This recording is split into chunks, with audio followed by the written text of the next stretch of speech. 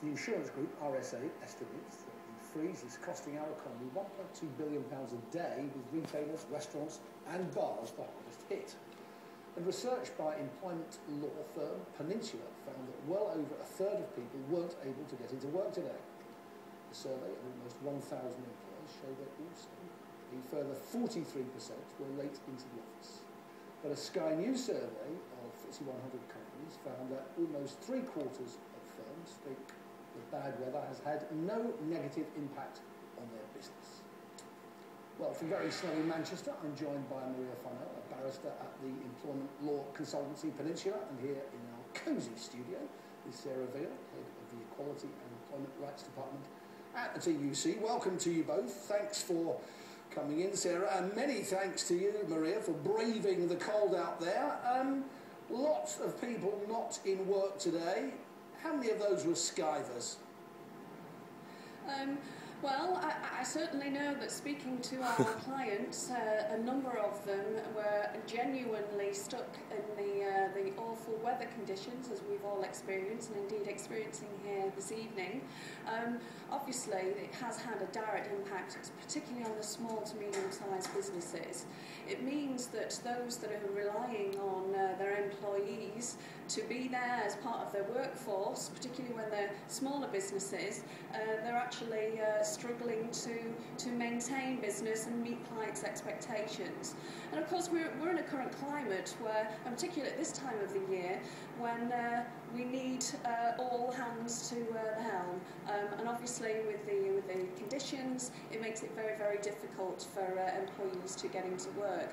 Of course, the other difficulties mean that legally there are certain obligations, whether it means considering making flexible decisions about whether those employees can take the time for, in terms of annual leave, or whether they can make up the time. It makes it very difficult for business leaders to determine what's best for them and their employees. Let's put that to Sarah. Some employers are saying today, well, look, if you don't get into work, we're not going to pay you. Fair enough? It's not fair at all. Good employers will have some kind of policy in place which would allow people in these very difficult circumstances to go on being paid, but I think would reasonably expect them to make it up either by working at home or by doing overtime when they do come back in.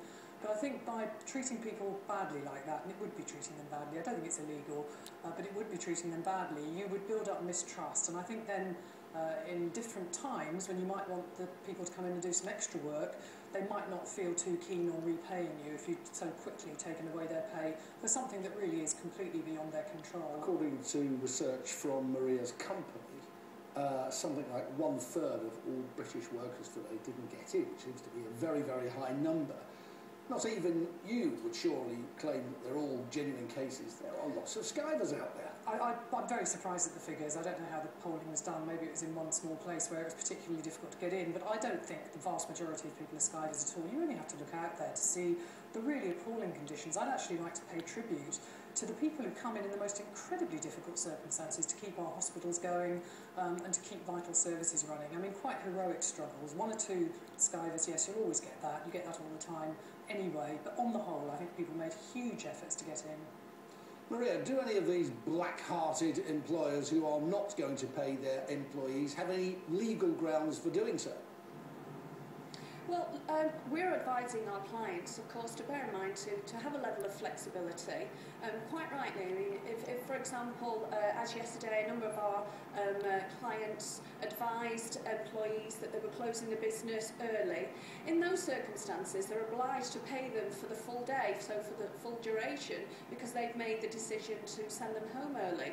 However, those individuals who either make the decision or seek authorisation to leave early because they feel it's necessary and important for them to get home in time, or for whatever reason, whether childcare reasons.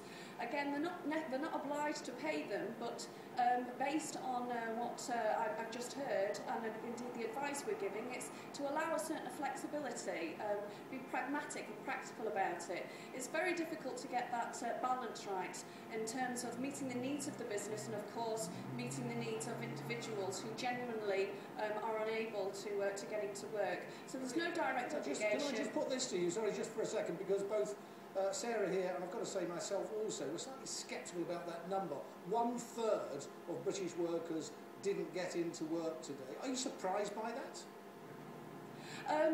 Not really, given the weather conditions, to be fair. But again, you have to be very careful about that. Yesterday was worse. I understand. I mean, bearing in mind this is a survey we conducted of our 24,500 clients, and of their employees, those were the figures that we discovered. We took an average score.